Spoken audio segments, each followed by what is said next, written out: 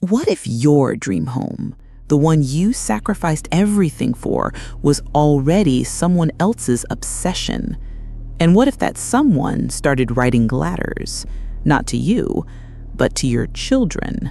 It's a question that sounds like the beginning of a horror movie, but for one family, it was the beginning of a waking nightmare.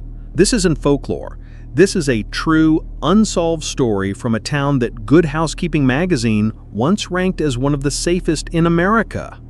The town is Westfield, New Jersey, a place of sprawling Victorian homes, manicured lawns, and a powerful sense of security. It was here, in 2014, that Derek and Maria Broaddus found the house they'd been dreaming of, 657 Boulevard.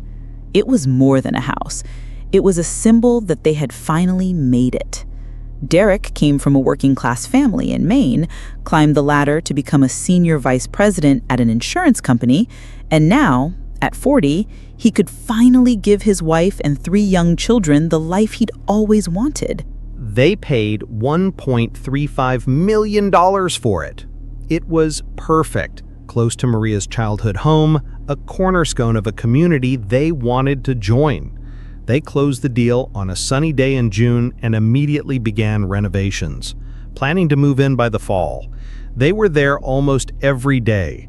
Derek grilling burgers in the backyard, the kids planning which rooms would be theirs. They felt on top of the world. And then just 3 days after closing, the first letter arrived. Derek went to check the mail at the new, still empty house. Among the junk mail and bills was a thick, white, card-shaped envelope. It was addressed in clunky handwriting to the new owner. No return address. The first little red flag. But still, you'd think it's a welcome note. Derek opened it. The letter began, "Dearest new neighbor at 657 Boulevard. Allow me to welcome you to the neighborhood." A standard, if a bit formal opening, but the very next sentence sent a chill down his spine. The writer claimed that their family had been watching the house for generations. "My grandfather watched the house in the 1920s, and my father watched in the 1960s. It is now my time." The psychology of that statement is terrifying. It's not just a person, it's a self-proclaimed dynasty of watchers. There's a sense of entitlement there, as if the Broaddus family are merely temporary tenants in a house that truly belongs to this mysterious lineage. The letter wasn't a welcome, it was an assertion of ownership. The writer seemed to know everything. They knew the Broadduses had children. They even knew the make and model of their minivan. And they mentioned the contractors working on the house, asking, "I see already that you have flooded 657 Boulevard with contractors so that you can destroy the house as it was supposed to be. Tisk, tisk, a bad move. You don't want to make 657 Boulevard unhappy." Personifying the house, giving it emotions. This elevates the writer from a mere stalker to something far more unhinged. They're not just watching the family, they're acting as a self-appointed guardian of the property's soul, and they see the family's renovations as a desecration. The letter ended with a series of chilling questions and a promise. "Who am I? I am the watcher and have been in control of 657 Boulevard for the better part of 20 years now. I will find out where you are. I will look in your windows. I will find out what rooms your children sleep in." The final signature, the watcher. Derek immediately called the police. This is the moment the dream officially dies. The police took it seriously, but what could they do? There was no direct threat of violence. They advised Derek and Maria not to share the letter's contents with anyone, not even their new neighbors, because the watcher was most likely one of them. The paranoia was immediate. Derek and Maria would scan the faces of every person they saw. The friendly couple across the street, the old man walking his dog, the family barbecuing in their backyard. Any one of them could be the author of that letter. They were surrounded by potential enemies disguised as friends. 2 weeks passed. They hoped it was a one-time twisted prank. Then the second letter arrived. This time, the writer knew their names, even misspelling it as Broaddus.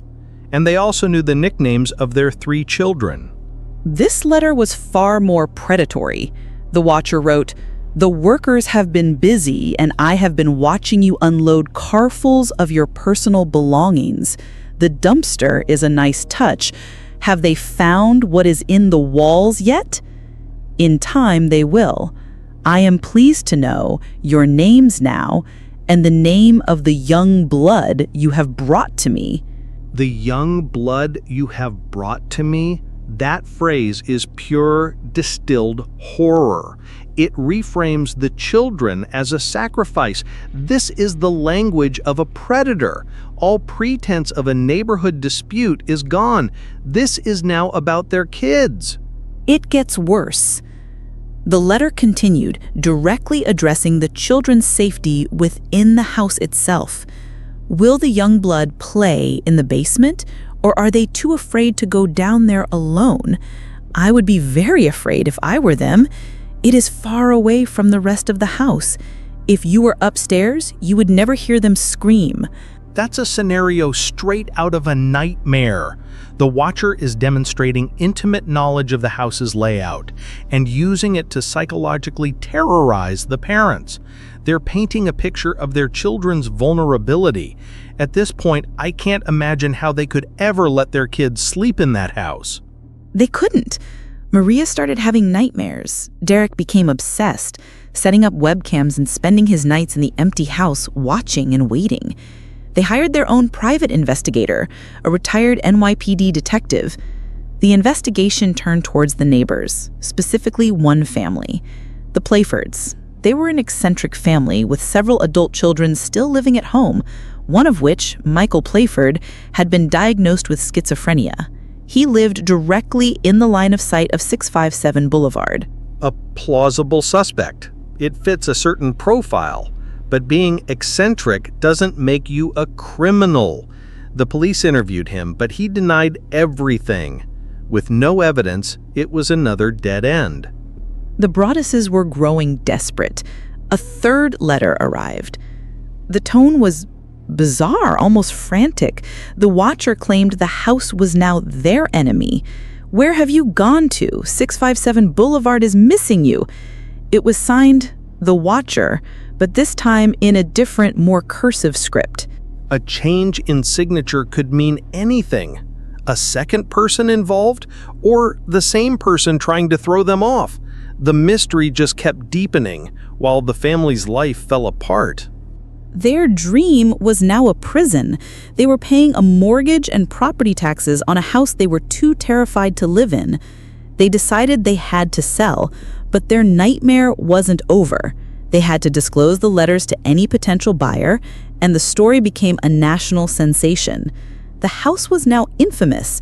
People would drive by just to look at it. The town of Westfield turned on them.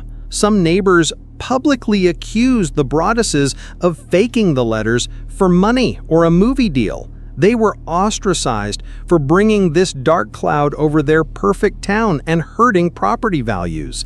They were victims, and now they were being treated like perpetrators. Years went by. The case went cold. But there was one last twist. The Broadduses managed to rent the house out. They hoped the watcher had given up. They were wrong. The new renters received a letter. The fourth one, it was the most enraged one yet. To the vile and spiteful Derek and his wench of a wife Maria, it began. It was a tirade, full of threats of revenge, saying the watcher would get them for what they had done to the house. It ended with a promise. The house is crying from the pain it is going through. You have changed it and made it fancy. You are stealing its history. It will be my mission to know who you are, and I will not rest until I do. This confirms it was never about a specific family, it was always about the house. An obsession so profound that anyone who wronged it, in the watcher's eyes, became a target. Eventually, in 2019, 5 years after the ordeal began, the Broaddus family finally sold 657 Boulevard for just under $950,000, taking a loss of more than $400,000. The new owners have never reported receiving a letter. And so, the watcher just faded back into the shadows. The letter stopped. The identity remains a complete mystery. Was it a neighbor? A collection of neighbors? Was it all an elaborate, cruel prank that went too far? We will probably never know. The Broaddus family lost their dream, their money, and their peace of mind. They were haunted, not by a ghost in the walls, by an unseen presence just beyond the property line. It's a chilling reminder that sometimes the most terrifying monsters are the ones who live right next door. And it leaves you wondering, who in your neighborhood is watching you, just waiting to write a letter?